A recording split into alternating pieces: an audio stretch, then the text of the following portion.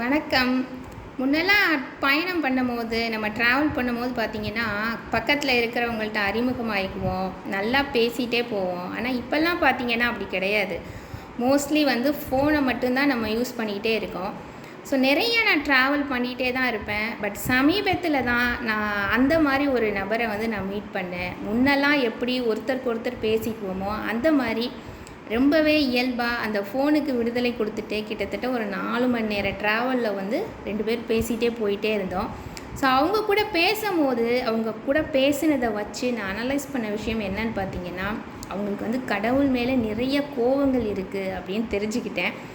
உடனே நான் அவங்களுக்கு ஒரு கதை சொன்னேன். இந்த கதை கிட்டத்தட்ட நான் ரொம்ப வருஷத்துக்கு முன்னாடி படித்த கதை. But always close to my heart. எனக்கு ரொம்பவுமே பிடிச்ச கதை இது. ஒரு ஒட்டகம் மேய்க்கிறவர் பார்த்திங்கன்னா, பாலைவனத்தில் ஒட்டகம் மேய்ச்சிக்கிட்டே போவார்.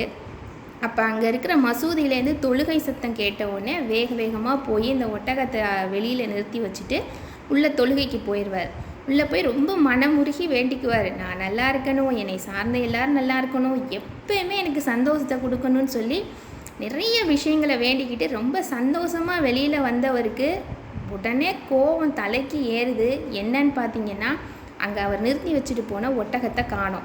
உடனே திருப்பி மசூதிக்குள்ளே போய் பயங்கரமாக சத்தம் போடுறாரு, கோபப்படுறாரு. இப்போ தானே நான் உன்னை வேண்டிகிட்டு போனேன், எனக்கு சந்தோஷத்தை கொடுன்னு சொன்னேன், இப்படி பண்ணிட்டியே அப்படின்னு. உடனே ஒரு அசிரீரி ஒலிக்குது. அது சொல்லுது, நீ உள்ளே வந்த, மனமுருகி வேண்டுன, இல்லைன்னு சொல்லலை, ஒட்டகத்தை கட்டி போட்டுட்டு வந்தியா அப்படின்னு. உடனே அதை கேட்டோடனே அவருக்கு என்ன பதில் சொல்கிறதுனே தெரியல. ஏன்னா அவர் உள்ளே போகிறாரு, மனமுருகி பிரார்த்தனை பண்ணார், கரெக்டு. அவர் ஒட்டகத்தை கட்டி போட்டுட்டு வந்திருந்தா அது கண்டிப்பாக காணா போயிருக்குமா? இப்போ யாரோட தவறு? இதுக்கு ஒரு ஃபேவரட்டான ஒரு கோட்டு இருக்குது. Trust the Allah but tie the camel அப்படின்னு சொல்லுவாங்க. அதாவது எந்த கடவுளாக இருக்கட்டும், கடவுளை நம்புங்கள், ஆனால் அவங்க கடமையை சரியாக செய்யுங்க அப்படின்னு. அவரோட கடமை அந்த இடத்துல கட்டி போட்டிருந்தா அந்த ஒட்டகம் காணா போயிருக்காது. அதே தான் என் கூட பயணம் பண்ண அந்த நபரும் ரொம்ப நல்லா புரிஞ்சுக்கிட்டாங்க. கடவுளுக்காக எவ்வளவோ விஷயங்கள் செய்து அவங்க நினச்சது நிறைவேறலைன்னொன்னே கடவுள் மேலே கோபம் வருது, விரக்தி வருது. ஆனால் எந்த விஷயத்துக்காக நம்ம வேண்டுதல் வைக்கிறோமோ அதுக்கும் நம்மளோட உழைப்பான ஒரு கடமையை நம்ம கண்டிப்பாக செய்யணும் அப்படிங்கிற விஷயத்தை மறந்துட்டோமே.